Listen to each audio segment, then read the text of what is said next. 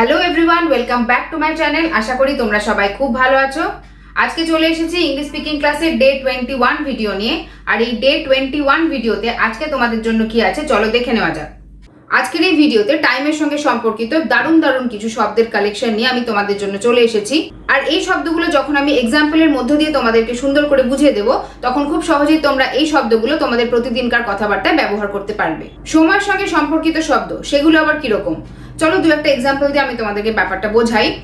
যেমন ধরো each day বা এভরি ডে বা অল দ্য ডে বা রাউন্ড দ্য ক্লক, এরকম জাতীয় শব্দগুলোকে বলা হয় সময়ের সঙ্গে সম্পর্কিত শব্দ। এই শব্দগুলোর ব্যবহার কিভাবে করতে হয় চলো দেখে নেওয়া যাক। তাহলে আজকের ভিডিওটা শুরু করা যাক। ভিডিও শুরু করার আগে একটা রিকোয়েস্ট তোমাদের জন্য, ভিডিওটা ভালো লেগে থাকলে please like, share and subscribe.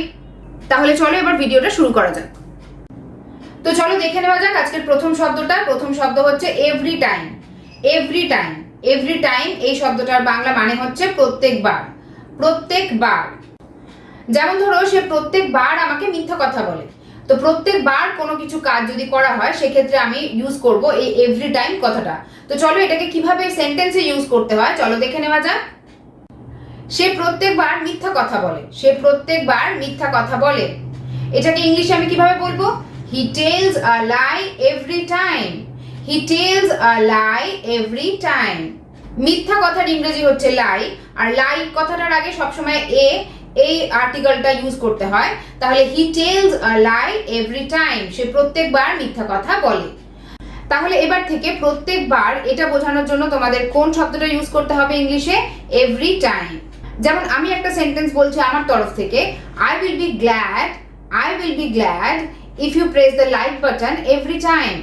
I will be glad if you press the like button every time. অর্থাৎ আমি খুব খুশি হব যদি তোমরা প্রত্যেকবার আমার ভিডিওতে লাইক বাটনটাকে প্রেস করো। তাহলে নিশ্চয়ই বুঝতে পারছো এভরি টাইমের ব্যবহারটা কিভাবে করতে হয়। এবার চলো দেখে নেওয়া যাক নেক্সট শব্দটা কি আছে। এর পরের শব্দ হচ্ছে all the time. All the time, all the time কথাটার বাংলা মানে হচ্ছে সর্বক্ষণ বা সারাক্ষণ।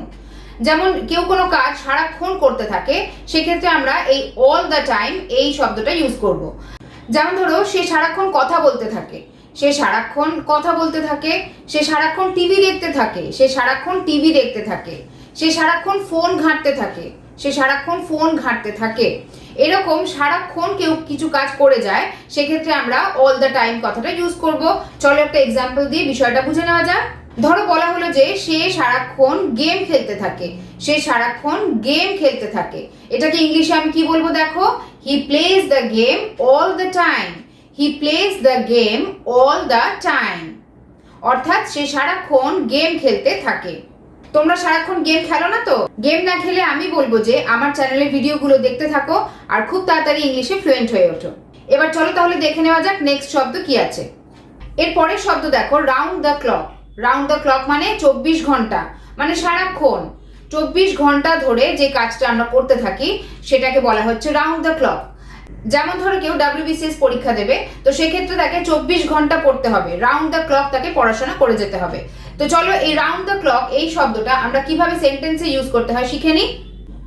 সে 24 ঘন্টা পড়াশোনা করে। সে 24 ঘন্টা পড়াশোনা করে। He studies round the clock.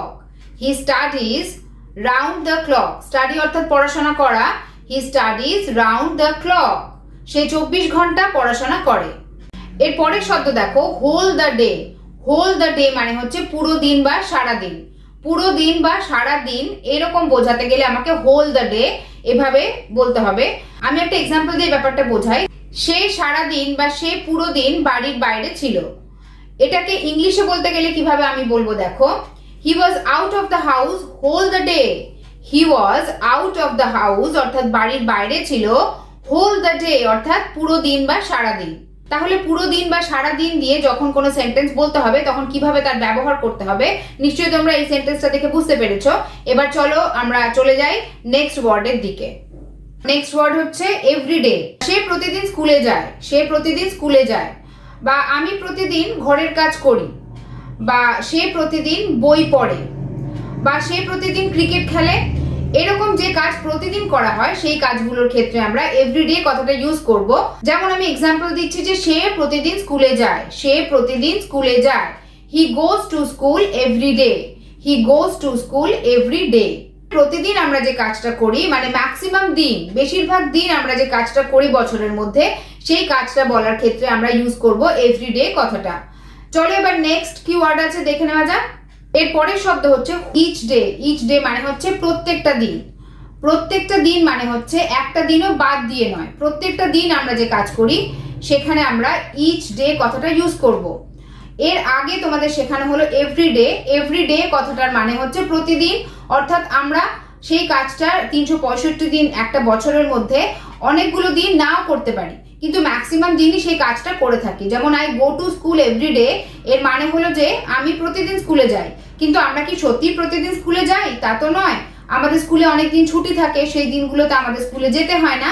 তাহলে আমরা সারা বছর ধরে কিন্তু কন্টিনিউ স্কুলে যাই না, মাঝখানে কিছু কিছু দিন ছুটি থাকে, সেদিন আমাদের স্কুলে যেতে হয় না। কিন্তু বেশিরভাগ দিনই যেহেতু স্কুলে যাই, সেজন্য আমি এখানে ইউজ করব I go to school everyday. কিন্তু ইচ ডে মানে হচ্ছে প্রত্যেকটা দিন, মানে কোনো একটা দিন বাদ দেওয়া চলবে না। সেরকম আমরা যখন বোঝাই সেক্ষেত্রে আমি ইচ ডে ইউজ করব। যেমন ধরো আমি যদি বলি যে আমি প্রত্যেকটা দিন পার্কে যাই, তার মানে আমি একদিনও মিস করি না, প্রত্যেক দিন আমি পার্কে যাই, সেটা বোঝানোর ক্ষেত্রে আমি এখানে লিখবো যে I go to the park each day. I go to the park each day. তাহলে এখানে মানে হচ্ছে যে আমি প্রত্যেকটা দিন পার্কে যাই, একদিনও পার্কে যাওয়া মিস হয় না। এর পরের শব্দ হচ্ছে এন্টায়ার ডে। এন্টায়ার ডে মানে হচ্ছে পুরো দিন। পুরো দিন বা সারা দিন বোঝাতে আমরা এন্টায়ার ডে কথাটা ইউজ করব। এন্টায়ার ডে, এটা একটা এক্সাম্পল দিয়ে আমি বোঝাচ্ছি। দেখো, আমি তোমার জন্য সারা দিন অপেক্ষা করছিলাম। আমি তোমার জন্য সারা দিন অপেক্ষা করছিলাম। I was waiting for you entire day. I was waiting for you entire day. Entire কথাটাকে আমরা উইক বা সপ্তাহ বা ইয়ার বা বছরের সঙ্গেও ইউজ করতে পারি। যেমন আমি যদি বলি এন্টায়ার উইক মানে পুরো সপ্তাহ, বা যদি বলি এন্টায়ার ইয়ার মানে পুরো বছর, এভাবেও আমরা এন্টায়ার শব্দটাকে ইউজ করতে পারি। এন্টায়ার কথাটার মানে হচ্ছে পুরো বা সম্পূর্ণ। তাহলে এভাবে আমাকে এন্টায়ার ডে কথাটা ইউজ করতে হবে। এটা নিশ্চয়ই তোমরা বুঝতে পারলে। এবার চলো নেক্সট ওয়ার্ড কি আছে দেখে নেওয়া যাক। নেক্সট ওয়ার্ড হচ্ছে across the day. Across the day. Across the day মানে হচ্ছে সকাল থেকে রাত পর্যন্ত। এই শব্দটা আমরা অনেক বেশি ব্যবহার করে থাকি প্রত্যেক দিনের কথাবার্তায়, যে সকাল থেকে রাত পর্যন্ত আমি ব্যস্ত ছিলাম, বা সকাল থেকে রাত পর্যন্ত আমি অফিসে কাটাই, বা সকাল থেকে রাত পর্যন্ত আমি কলেজে ছিলাম, বা সকাল থেকে রাত পর্যন্ত আমাকে অনেক কাজে ব্যস্ত থাকতে হয়েছে।